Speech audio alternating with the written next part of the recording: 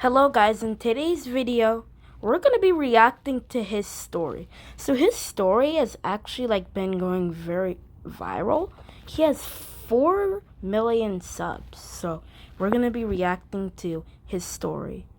We're gonna start from his oldest video. A teenager tortured my dog for fun, then threatened to do it again. My dog had gone missing for a few hours, and when I finally found him, he was standing outside another house in my neighborhood. He was covered in bruises, his eye was swollen shut, and blood was still dripping down his side. The teenager walked out and didn't apologize. He just told me to keep my dog on a leash, or he'd do it again. I rushed him to the vet, but he was too far gone. I had to put him down just to spare him the suffering. That dog was the only memory I had left of my late wife, Helen. So I called in a few favors and found out everything about this kid. His school, his job, his girlfriend. He was enrolled at a Catholic private school, and when I told them what he did, they expelled him within the week. His girlfriend was vegan and an animal lover, so convincing her to break up with him was easy. I sprinkled in a few lies, and she destroyed his car for revenge. Then my friends and I posed as customers at his job and filed complaints until his manager fired him on the spot. His life was gone within days, and as he was walking home after getting fired, I ran him over with my truck. Oh my god. A teenager So we're gonna be watching. My teacher ripped the switch out of my hands mid-Hollow Knight boss fight and dropped it in her desk drawer. Mrs. Deborah slid the drawer shut and pointed at the clock. You can come get it back after class. 2 weeks I'd been stuck on Nightmare King Grim, Hollow Knight's hardest fight. I'd snuck the switch in to grind through lunch and was one phase from beating him when the bell rang. I figured I could finish in class, not knowing today was test day. Now it was locked in her desk while she was passing out science tests. I was working through question 3 when her shoulders caught my eye. Hunched forward, brow tight, tongue poking out the corner of her mouth. 5 minutes in, I caught a sound from her desk, faint and unmistakable, and it was my boss music. Her thumbs were moving under the desk in tiny, precise bursts, and every few seconds her whole body flinched like she'd taken a hit. I raised my hand and asked for the bathroom. She waved me out without lifting her eyes, and I walked the long way around her desk. There it was, my switch wedged into her lap, Hollow Knight on the screen, 3 swings into the Nightmare King fight. I went back to my seat and stared at the test without reading a single question. The bell rang and everyone filed out and she called my name. She slid the switch across her desk without looking up from her gradebook. You were 1 phase out from beating Nightmare King Grim. I had time during the test, so I finished him for you. Saves at the next bench. You're welcome, kid. I almost laughed out loud. I picked up the switch and the thumbsticks were still warm. My science teacher just cleared Hollow Knight's hardest boss during a science test, and I couldn't wait to tell the boys. My teacher ripped when a firefly bit me at a cookout. I dropped my burger and texted my boss. I quit because I knew I'd just been chosen. I'd seen every superhero movie ever made. A bug bites you. You wake up swinging between skyscrapers. My brother asked if fireflies even have teeth, and I told him destiny doesn't answer stupid questions. I gave myself 1 week to master my powers and find my first bad guy. Day 1, I stood in my living room and snapped my wrist at the wall like I'd practiced 100 times. Nothing came out but a sneeze. I figured my powers just needed to warm up. Day 3, something twitched on my back, and 2 wings the size of my thumbnails unfolded behind me. I screamed so loud my neighbor banged on the wall. I could fly. I climbed onto my window ledge 2 floors up, spread my arms, and jumped. The wings flapped exactly hard enough to do absolutely nothing. I went straight down into the dumpster behind my building. Lying in a pile of banana peels, I noticed my hands were glowing. Not glowing cool, glowing like a nightlight in the middle of a sunny afternoon, where nobody could even tell. That was my big superpower. Not webs, not flying, not super strength. Just a human glow stick that was completely useless. The harder I panicked about wasting my 1 shot at being special, the brighter I burned, and I sat in that dumpster, ready to give up. That night, I walked to the corner store still glowing, ready to tell everyone the firefly thing was a bust. 2 guys came sprinting out with the register in their arms, headed right for the car parked behind me. I was so scared, I lit up like a stadium, so both of them threw their arms over their eyes and ran face first into the streetlight pole. They dropped on the sidewalk next to the busted register, out cold. I stood there glowing over 2 knocked out robbers, and the superpower I swore was useless had just stopped a robbery. I jumped up and down, then dropped to my knees crying, because I really was special. Spider-Man could never.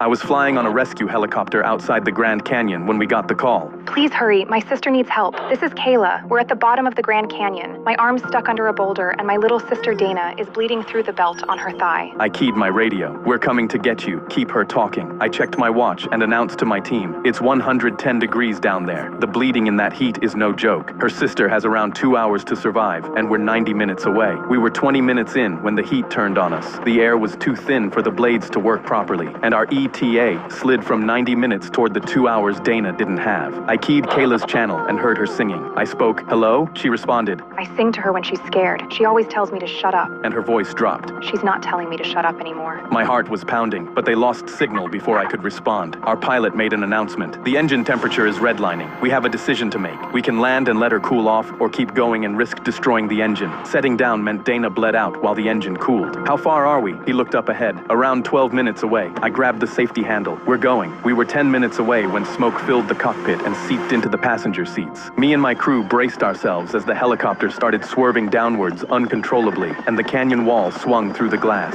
We crashed into the canyon and my eyes slowly shut and I blacked out. I woke up hanging sideways in my straps. All 4 of us were alive, and the handheld still worked. Dispatch answered my mayday. "Second helicopter is heading towards you. They're 2 hours from your position. That's the fastest we can do for you on a day like this." I started hyperventilating because Dana didn't have 2 hours, but there was no way to get her help any sooner. I keyed her channel, and when I heard her voice, I spoke, "Kayla, our helicopter crashed and our supplies are destroyed." She responded, Okay, but, Dana stopped answering me a while ago. I've been singing to her, but I think my little sister is gone. I pressed my forehead against my knees and she kept speaking. It's so hot down here.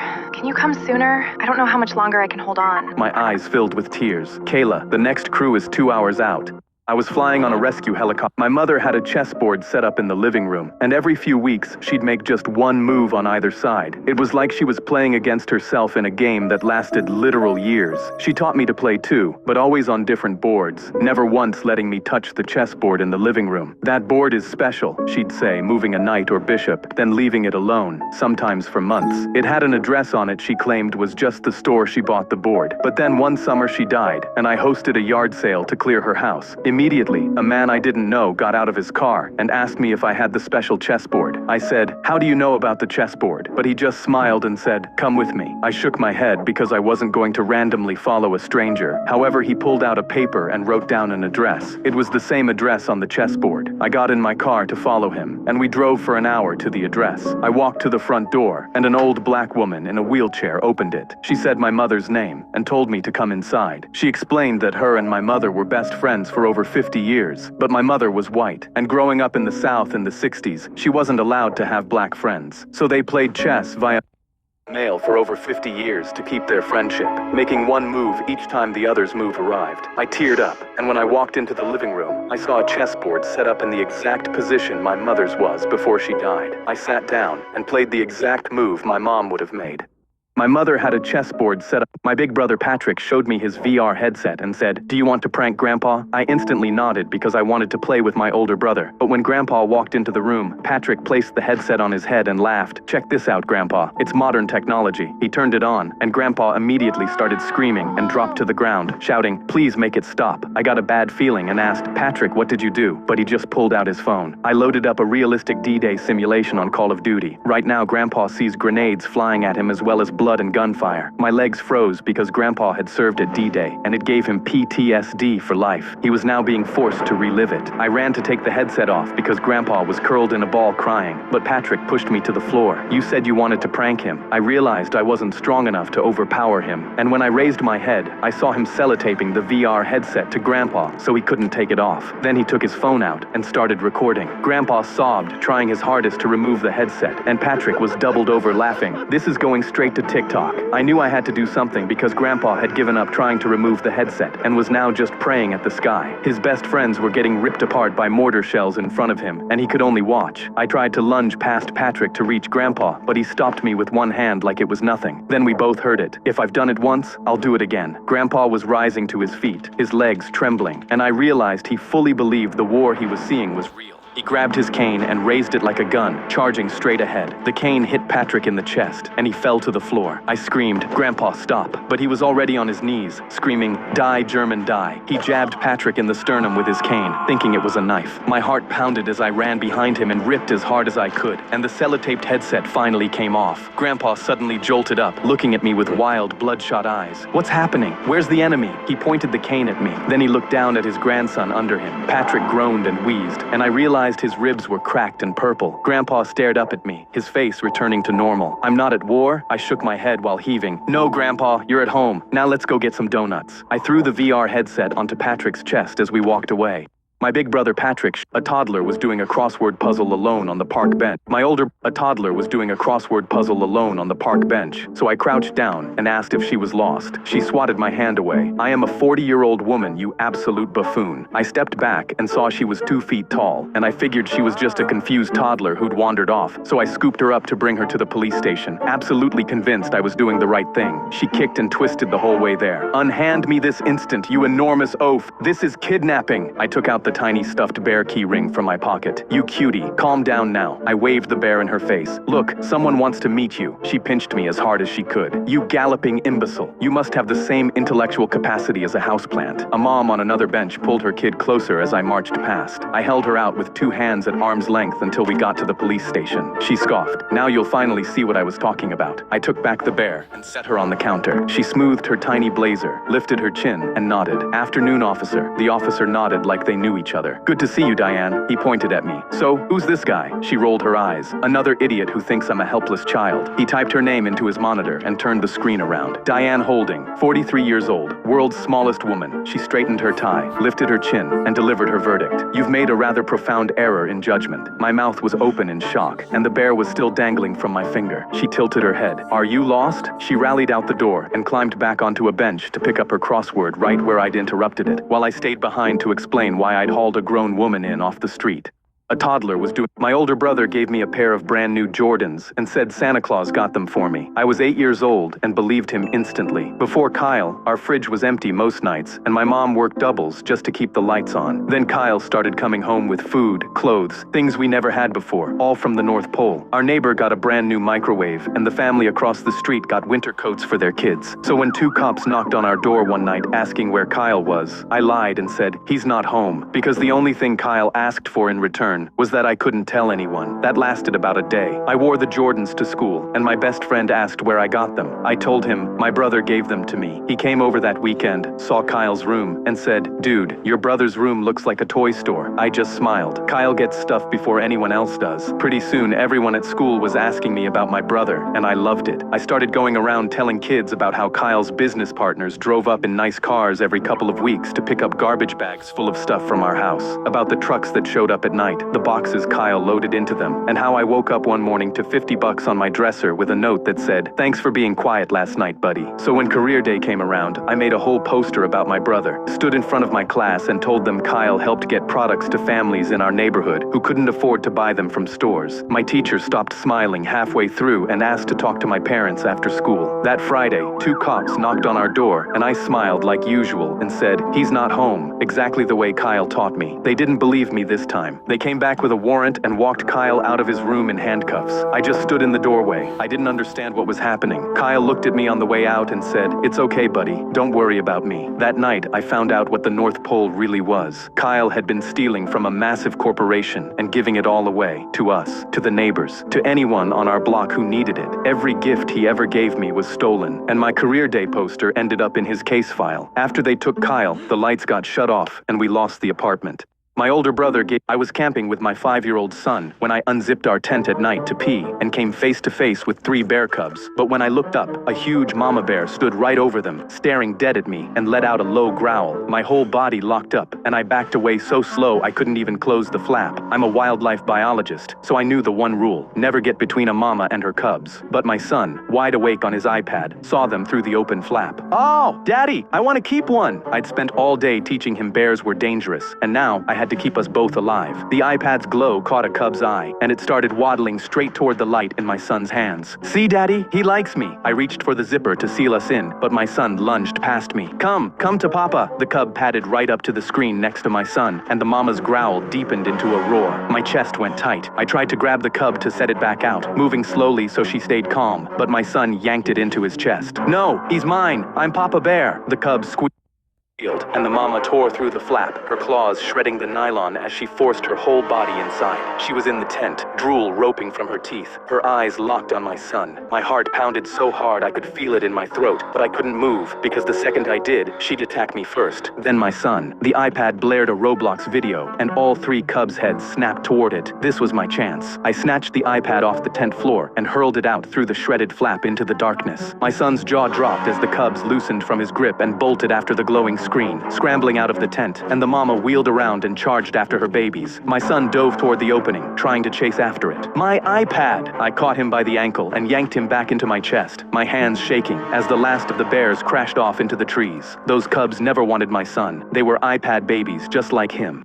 I was in my room when I caught a smell of something burning. I rushed to open the door and saw the entire downstairs glowing an orange flame. The fire spread towards me and my chest locked up, but when I reached into my pocket, my inhaler wasn't there. I tried to just run, but a giant pillar fell in front of me and blocked me. And when I ran back to the window, I realized the concrete driveway was too far down to jump. I opened the window and screamed, "Help!" But the crowd of people outside our 10-foot gate just stood frozen in shock, watching my house burn. I felt the air get hotter as the smoke was now pouring under my door. My asthma made every breath feel like suffocating, and my lungs gave out. I slid down the wall and pressed my face into the carpet because the air was supposed to be clearer here, but all I felt was a crushing heat in my lungs. I began gasping, and that's when I heard glass shatter downstairs. I tried screaming help, but no sound came out, and suddenly a heavy thud rang out outside my room. My door flew open, and a teenage kid stumbled in, covered in smoke and dust. He ran over and scooped me up, his hands blistered and burnt from the hot pillar he'd just shoved out of his way. His left arm hung at a wrong angle, and the skin on his face was peeling from the heat, but he didn't slow down. He carried me out the burning front door, and we dropped onto the grass. The crowd was still outside the gate, watching through the bars. I clawed at his shirt, still choking. "My inhaler! I need my inhaler!" And that's when he dug through his pocket and pressed his own inhaler to my lips. I've got asthma too. I sucked in the oxygen and realized the only person who ran into the burning building to help me was a teenager with asthma of his own. I was in my dad barged into my room at 7 in the morning. "Where are you going today? Who are you seeing? And what time will you be back?" I told him basketball practice, and he crossed his arms. "You are not driving yourself anymore. I am taking you." He grabbed my phone and installed a tracking app right there. "Delete it and I'll sell your car." Mom walked past, and I grabbed her arm. "What is going on with him?" She shrugged. "He is just being protective. My dad used to not notice if I came home at all. Now he wanted a minute-by-minute schedule, and he was the one acting guilty. Whatever had changed, I needed to figure it out before he turned that attention on the one thing I was actually hiding. That night he scrolled through my phone in front of me and stopped on a comment from a girl named Jenny. "What school does she go to?" I said it wasn't a big deal, and he got in my face. "Everything is a big deal when you're hiding things." He was right. Jenny was my girlfriend, and I wasn't allowed to date. One afternoon when I was supposed to be at the library, I walked to the park to hang out with Jenny. Jenny said her mom had been weird lately too, gone every weekend, dressed up for work trips that never used to happen. We laughed about how both our parents had lost their minds, and for an hour at that park, I forgot I was grounded from my own life. Jenny was the only part of it that felt normal. My dad texted saying he was coming to pick me up from the library, so I raced back, but he was already in the parking lot with his arms crossed. The librarian said you never came in. I opened my mouth to answer and froze. "Wait, what are you doing on this side of town? Your office is 40 minutes away." His shirt was untucked and I could smell perfume that was not my mom's. His face turned red. "That is none of your business." The next day, while my dad was busy at work, Jenny and I skipped school and drove to her house since her mom was supposed to be in Boston. I turned onto her street and my blood went cold because my dad's silver Porsche was in her driveway. We walked in quietly and heard laughter from the living room, so we snuck up and slowly peeked around the corner. My dad was on the couch with his arm around Jenny's mom. "Dad, what is happening right now?" He held both hands up. "Let me explain." Jenny stepped forward. "Mom," her mom jumped up. "I thought you were at school. I thought you were in Boston." Nobody moved. 2 kids who skipped school and 2 parents who got caught cheating, all standing in a living room nobody was supposed to be in. My neighbor tried to drag my Rottweiler off the porch because he thought I bought a very realistic lawn ornament. Bear didn't even look at him. He's 10 years old and his arthritis is so bad that once he lies down, that's where he lives. Kids pet his head on the way to school like he's made of stone. I leave the back door cracked so he can come and go, but most days he doesn't bother. Nobody's ever given him a reason to get up. Until one night when I was upstairs, I heard metal scraping against glass. I peeked out the window and saw a guy in a hoodie working a crowbar under my kitchen window frame. He'd walked right past Bear on the porch twice, and Bear didn't even blink. He got the window open and climbed inside. I could hear his boots hitting the floorboards as he moved through my house with a flashlight. He stopped in the hallway right below me, going through the coat closet. My prediction is that, like, the dog is gonna, like, attack the I heard him whisper, "Jackpot," and I reached for my phone. That's when Bear's shadow shifted on the porch. Slowly, his old joints popping in the quiet. Bear walked through the cracked back door. His thick nails started clicking against the kitchen tile. Then came the growl, low and deep. The thief spun his flashlight around and Bear was standing in the middle of the hallway, staring at him in the dark. The guy dropped his crowbar and screamed, "I thought you were fake!" Bear didn't run. He just walked. One heavy step, then another. The thief bolted for the kitchen window and tried to scramble out and got stuck halfway through the frame. Bear walked up, grabbed the back of his jeans, and held on. I came downstairs, turned on the lights, and looked at them. "Bear, drop it." Bear let go, and the guy crashed headfirst into the bushes outside. Bear was back in his spot before the cops even showed up. My neighbor watched them pull the guy out of my bushes, looked at Bear and goes, "You're telling me that thing is real?"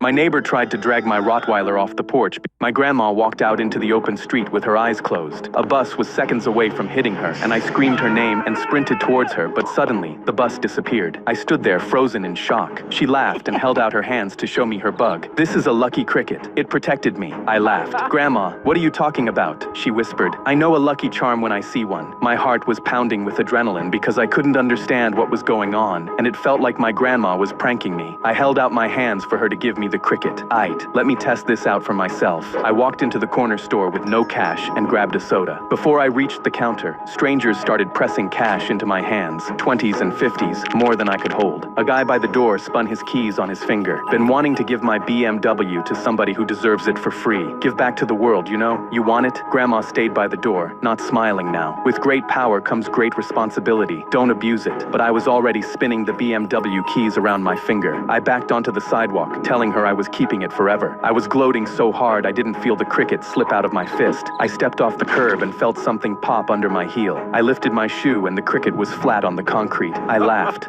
Guess it was just a regular bug. But when I turned to Grandma, she wasn't laughing. She'd gone gray, backing toward the house, whispering the same words over and over. I shrugged and thought she was just being dramatic. But that night, as I was lying in bed, I heard a heavy knock on my bedroom door. Suddenly my room went dark and the candle beside my bed extinguished. Goosebumps went up my arms, and the door began to creak open, and I knew it was for me.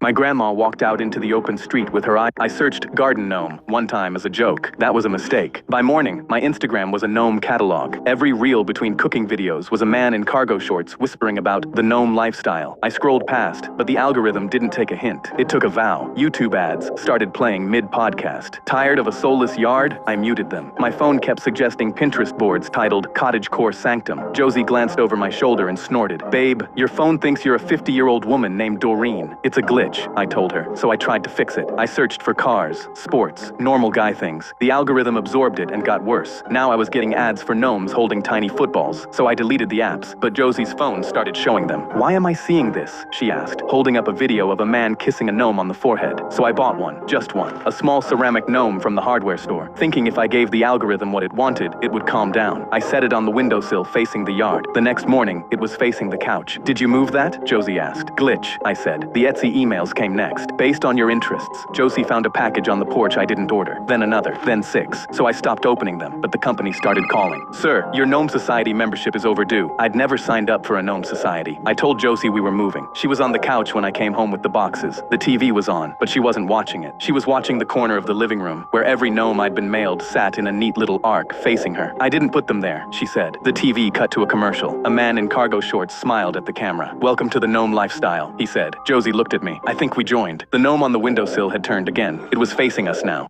I searched garden. Now we're gonna be watching his most popular video.